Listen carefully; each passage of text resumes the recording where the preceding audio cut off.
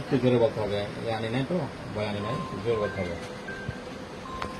একটা সহকারী স্বাস্থ্য পরিদর্শক আসমপুর ইউনিয়ন। আজকে আমাদের ইপিএ কার্যক্রম চলিতেছে। আমরা বাচ্চাদেরকে ইপিএ দেয়, আমরা বাচ্চাদেরকে ইপিএ টিকার মাধ্যমে 0 থেকে 11 মাস বয়সে বাচ্চাদেরকে টিকা দিতেছি। প্রথম যে 0 থেকে 11 মাস বয়সে, তারপরে আবার 15 থেকে 18 মাস বয়সে বাচ্চাদের টিকা দেয় হামরুবেলা। শুরু থেকে যে বাচ্চাদের নবজাতক শিশু জন্ম হয় আমাদের কাছে নিয়ে আসে, আমরা প্রথমে তাকে বিসিজি টিকা দিয়ে শুরু করি। তারপরে 1.5 মাস বয়সে, মানে 45 দিন বয়সে পেন্টা, পিসিবি, উপিবি, আইপিবি মাধ্যমে টিকা শুরু করি প্রথম ডোজ।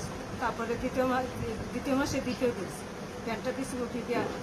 তারপরে তৃতীয় ডোজ পেন্টা, পিসিবি, উপিবি, আইপিবি। তারপরে 10 মাস বয়সে আসলে এমআর টিকা হামরুবেলা প্রথম ডোজ। তারপরে 18 মাস বয়সে 15 থেকে 18 মাস বয়সে হামরুবেলা দ্বিতীয় ডোজ টিকা দিয়ে থাকি। তারপরে 15 থেকে 49 বয়সের মহিলাদেরকে, কিশোরী বয়সের মেয়েদেরকে টিটেনাস টিকা দেয় ধনুষ্কান্তের জন্য, গর্ভবতী মাদেরকে। আচ্ছা, আজকে তো আমরা দেখলাম যে প্রচুর ভিড় আছে, এখনো ভিড় আছে, হয়তো সকাল থেকে মনে হয় শুরু করছেন, আমাকে সকাল আসেন। তো আজকে কতগুলো টিকা আপনারা এখানে প্রদান করছেন? আজকে শিশুদেরকে কতগুলো টিকা দেবেন আজকে? কতগুলো বলতে আমাদের টার্গেট আছে, পেন্টা টার্গেট আছে প্রায় 200 পেন্টা, পিসিবি, পিবি, আর 50টা মতো হবে এমআর রুবেলা টিকা টার্গেট আছে আমাদের। ঠিক আছে, থ্যাংক ইউ। ফাদুল ভাই, আপনি